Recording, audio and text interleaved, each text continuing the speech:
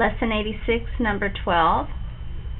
I'm supposed to solve this between 0 and, what does it say again?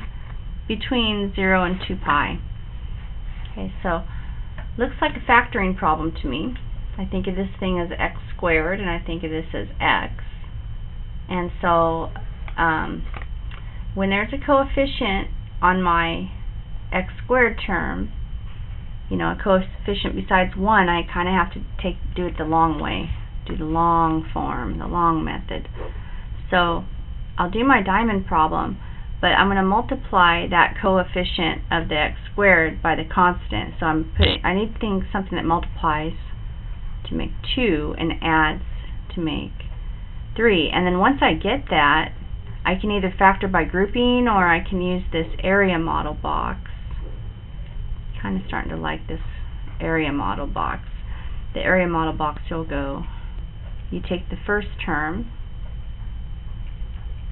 and put it in the upper left, and then you take the constant and put it here, and then the two numbers that I find that multiply to make 2 and add to make 3, those are going to go on in these two boxes, and then I'm going to factor. This area model will help me to do my factoring, and hopefully I end up with something all factored, and I'll use the zero product property on it.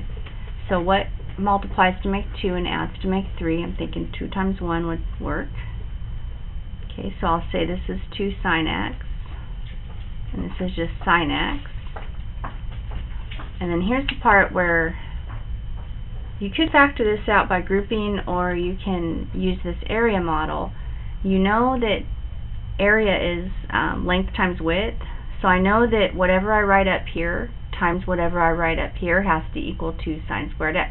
So I know I probably need a sine x up here and a sine x over here. And one of them has to have a 2 on it, because sine x times sine x is sine squared x. I need a 2. If I put the 2 up here, well, that's going to kind of mess up this box down here, because 2 doesn't go evenly into that. So if I put the 2 over here, that's the place. See, because now I'm on my way. So this side times this top part, that times that has to multiply to make what's inside. So that's easy, because 2 sine x times what makes 2 sine x? Well, that's just going to be 1. Okay, and then sine x times something equals sine x. Well, that's going to be a 1 also.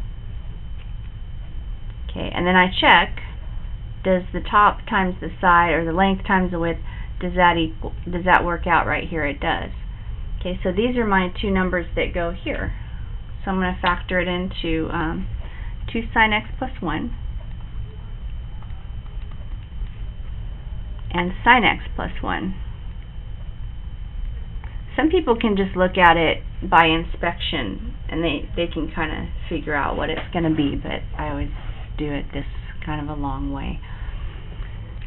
Okay, zero product property says that either that equals 0 or that equals 0, or else I wouldn't have when I multiply them together, I wouldn't get a 0. So I set them both equal to 0. I can kind of do this in my head. I think I can take the 1 over to the other side. I'll have negative a half. That's what sine x is going to equal. I can do that in my head. Just bring the 1 over to the other side. That'll be sine x equals negative 1. Okay, so to get x by itself, I'm inverse sining both sides. So I'm asking myself, at what angles does sine x equal negative half? So I'm going to cheat and use my unit circle. So I'm looking for the angles where sine x is negative a half. So sine is the y's on here. So, well, y's are only going to be negative down here anyway. So I guess we're going to look at 7 pi over 6 and, wait a second, and 11 pi over 6.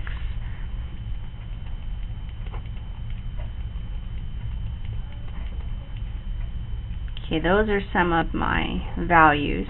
And then where is sine x negative 1? I think it's only negative 1 right here at 3 pi over 2. So